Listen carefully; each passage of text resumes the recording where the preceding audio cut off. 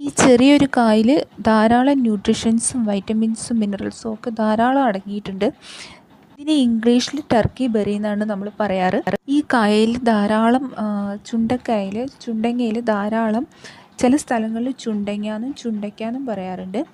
അപ്പോൾ ഈ ചുണ്ടങ്ങയിൽ ധാരാളം അയൺസ് അടങ്ങിയിട്ടുണ്ട്. വിളർച്ചയുള്ളവർക്ക്, രക്തക്കുറവൊക്കെ ഉള്ളവർക്ക്, അനീമിയ പോലെ അസുഖമുള്ളവർക്ക് ഒക്കെ ഇത് കഴിക്കുന്നത് വളരെ നല്ലതാണ്.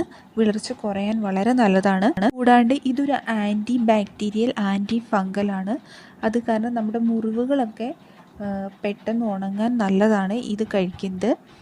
പിന്നെ ഇതിൽ ധാരാളം ആൻറ്റി ഓക്സിഡൻസും ഫ്ലവനോയിഡ്സും ആൽക്കലോയിഡ്സും ഉള്ളത് കാരണം ഇത് സ്ട്രോക്ക് തടയുന്നു.